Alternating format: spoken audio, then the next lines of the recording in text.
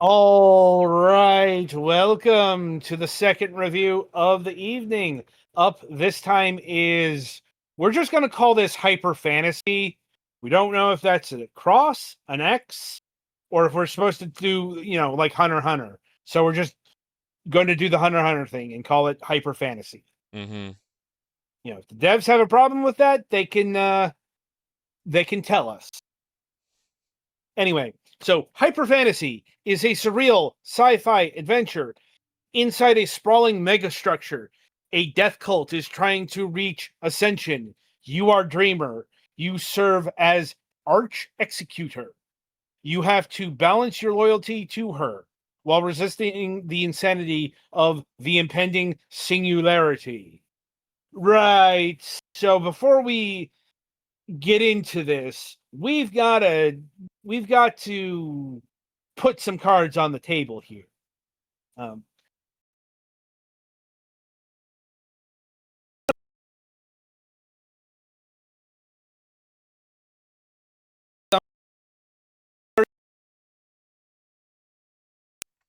um, Mm-hmm. Thing is, they did not have that disclosure on the Steam page.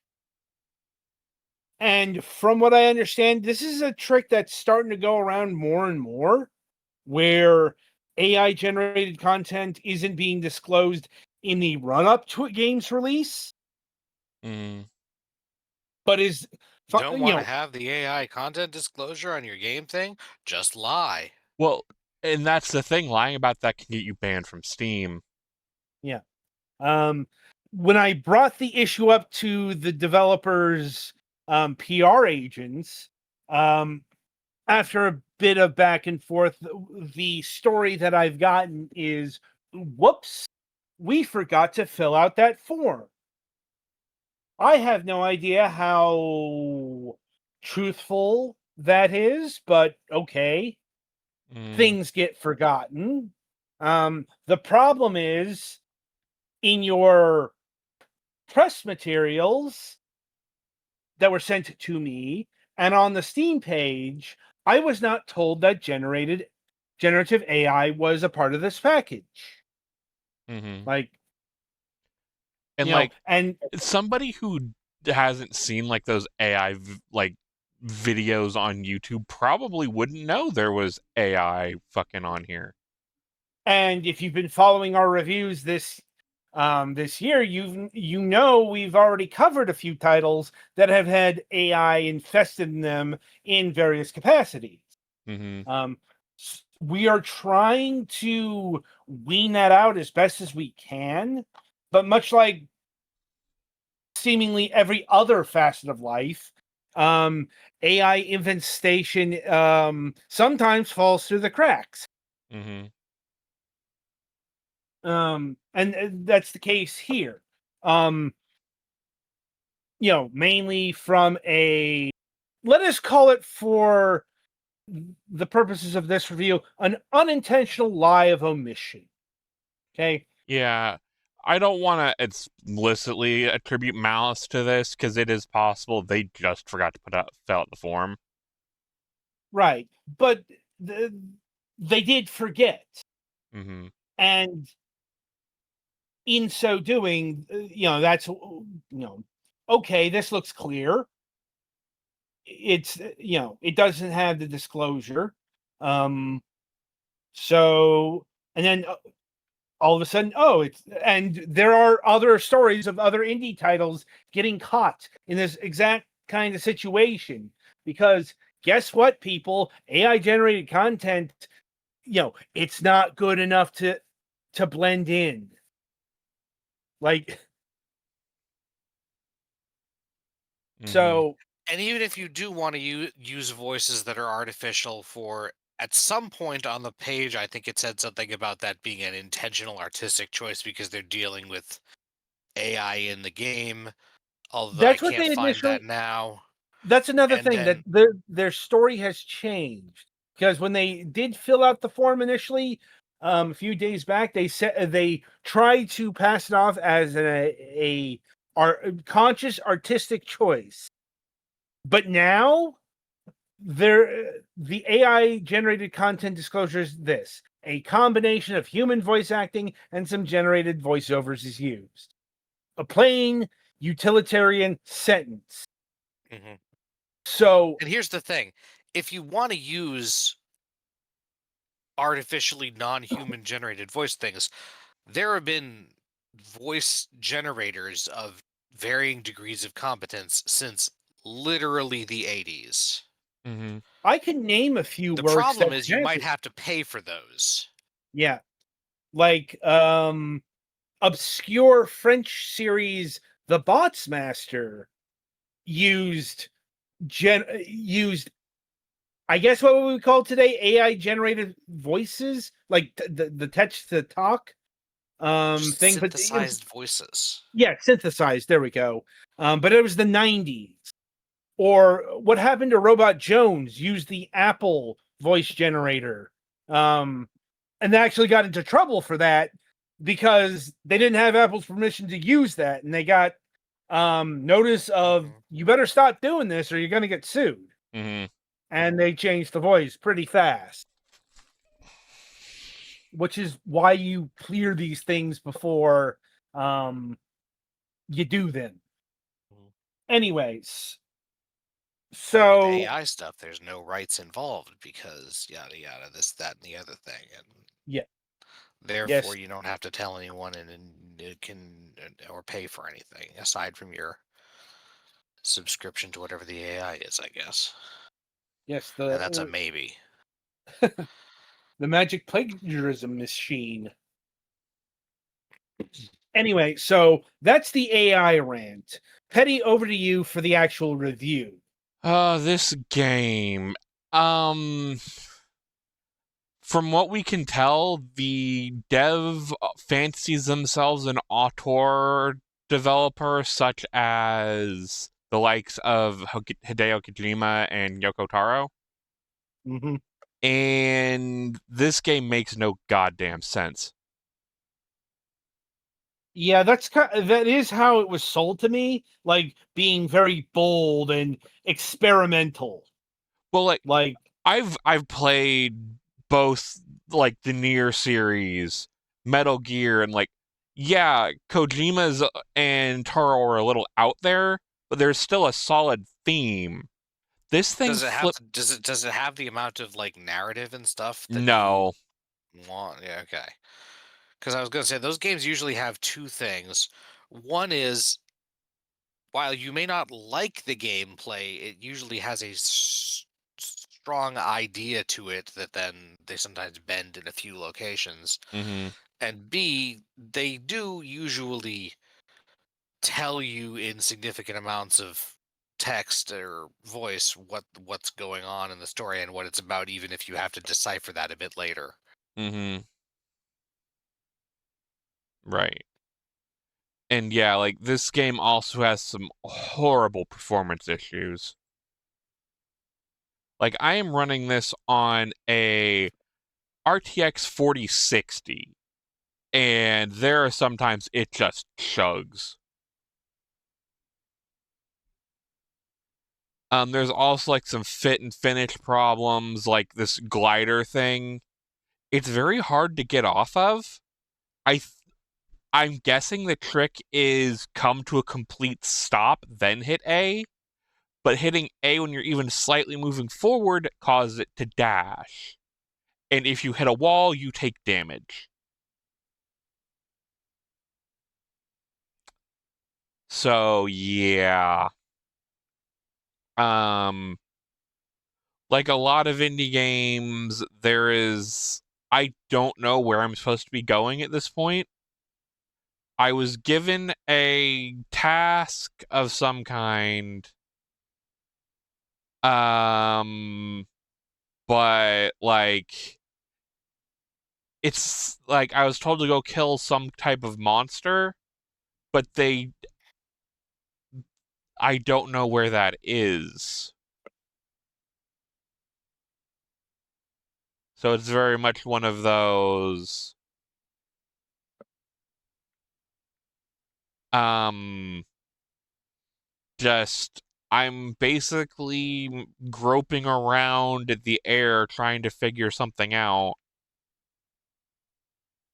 And, like, it's not fun.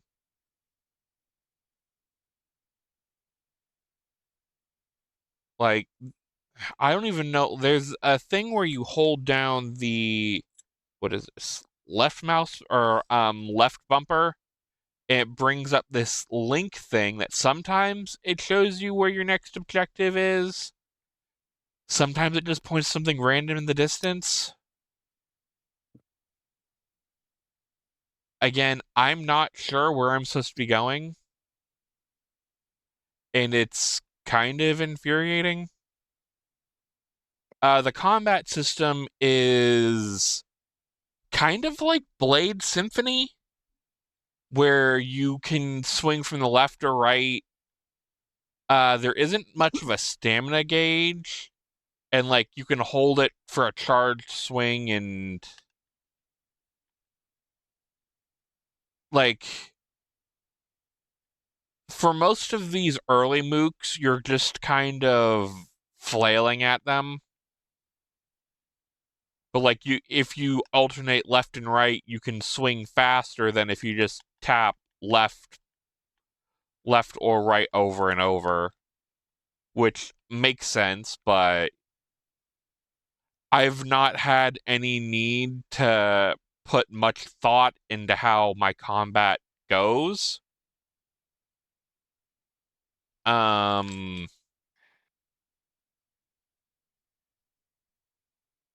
There is this robot called Todd that kind of is very much like the pod from Near Automata.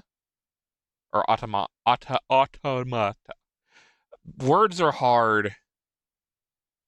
Near Automata, that's right. And like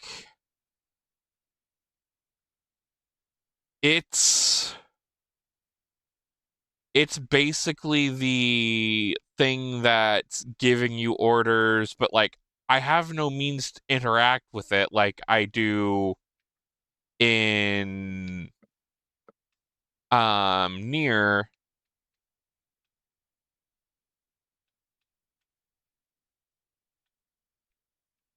And like here's my like they give me a full like like text crawl on stuff. Did that actually tag it now, or? Because sometimes that tagging thing works, sometimes it doesn't.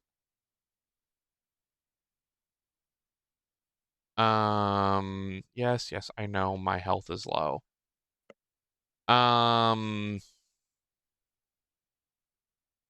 Yeah.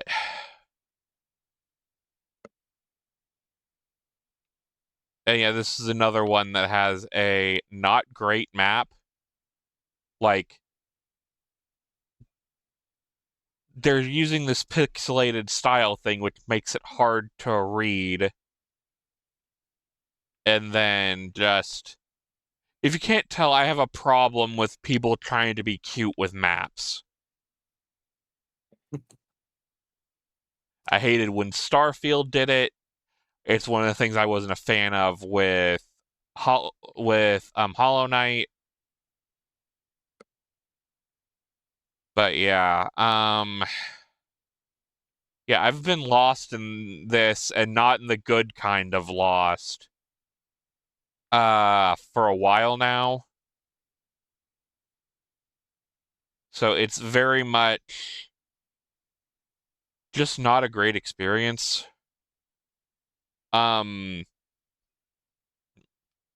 There's music. I guess you can call it music. Not a fan personally, but to each their own. Yeah, that's really all I can think of. There's not really a lot other than just ranting I have on this. What are we looking for price-wise, Adam? Good question. So, not too expensive. A good, nice, even $10. Well, I did see on the Steam pages they've been lowering their price. Well, it's got the release discount, Yeah. $8.99 right now, like $9. That's not too much Yeah. of an impressive deal. What's the regular price going to be when the discounts are gone? $9.99, $10. All It's right. like literally dollar difference. Fair enough. Well, because let me see So if I can pull up. Not Community Hub. Store. Not sure what he's researching here. Originally there was a thing that the price was $15, and then they've dropped it down. Hmm. Yeah. Yeah, new base price $10. I think before it was like 15. So they are bringing the price down, I guess. Seems like it. Yeah. But yeah, I wouldn't recommend it, but like to each their own. Do you guys have any questions or comments? Nothing that I haven't already talked about. Yeah, I think I'm good. So yeah, this is a game that exists. Oh, right, before we exit, there is another issue I've noticed. Usually games, when they have an autosave, they write over the autosave they made. This one makes new save files. Save files are usually extremely small data-wise, but depending on how large it happens, that can result in clutter. Yeah, not just clutter, but they're not well marked. So you don't know which file was the one you were actually doing if you have saves relatively close to each other. So like if you just change your equipment, you might accidentally grab the file that you didn't change your equipment on.